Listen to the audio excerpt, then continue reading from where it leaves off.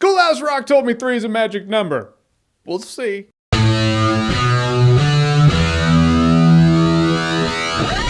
Inferno.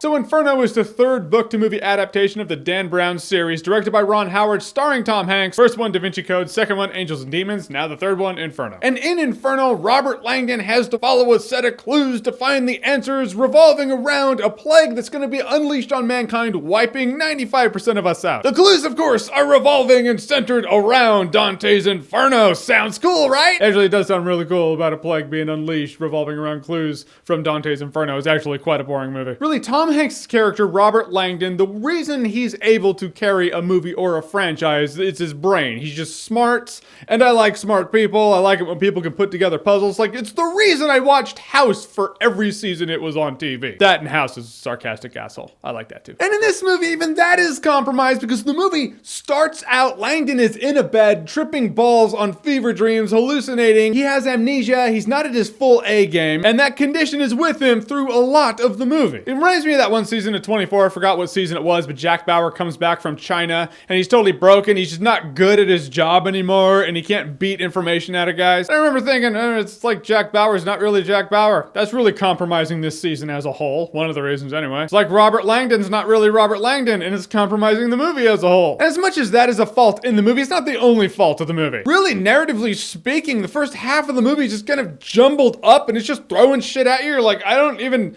why?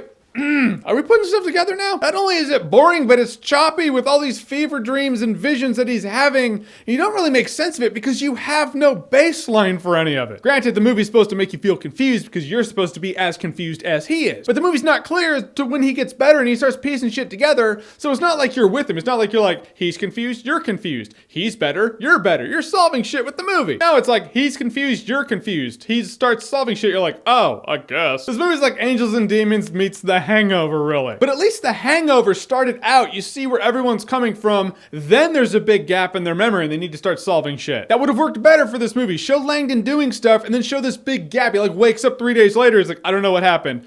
I have to backtrack, I have to trace things, I have to find out why I ended up there and why this shit happened leading up to it. But there's no baseline, there's no 15-minute setup of his character or really anyone else. The movie starts out more or less in a hospital bed. He's like, I'm missing time. And you're like, I don't give a shit. I don't care what you're missing because I don't feel like we're missing anything because I wasn't there for any of it, so it doesn't mean anything to me. Maybe it was that way in the book, fine, but it's all about how you translate it. Book to movie adaptation and translation, it's a skill. Not gonna lie, it is. Sometimes people don't do it well. Or maybe it is. Maybe the book is just like the movie and the book is boring too. I haven't read it. I don't know. However, in watching this, I was thinking to myself, this would be a more interesting book to read than movie to watch. The supporting cast is good in it. Felicity Jones was fine. She actually, there are a couple of lines in the Rogue One trailer that made me go, I hope you're good in this movie. Then in here, she commits and you're like, oh, I am looking forward to you in that Rogue One movie. And that dude's just the best part of the movie. The best part of the movie. But really, Inferno took everything that made the Da Vinci Code and even Angels and Demons work, which is ultimately control of information, and that's interesting, and turned it into a kind of a cliche, ooh, we gotta find the bad thing before the bad guy does the bad thing. How many times have you seen that? Well, here's one more for you. The movie's choppy, it's slow, it's boring. Admittedly, the last part of the last act was actually pretty intense. Maybe it's only intense because comparatively, the 2 hours leading up to that, you're just kind of indifferent about. I don't know. All I know is the last part of the last act I enjoyed. It's not that the movie's terrible, it's that it's just blah. And you're not gonna remember Inferno in T-1 day. Yep, already forgot. The scenery was great. I feel like every review you're going to see is gonna be like, you know, the scenery in this movie is beautiful. Because it is, because Europe has some great, luscious, wonderfully beautiful cities. And when you can put them on film, that's great, but it doesn't make the film itself great. All right, guys, so Inferno, have you seen it? What did you think about it? Whatever you thought, comment below, let me know. And as always, if you like what you've seen here and you want to see more, click right here to see more.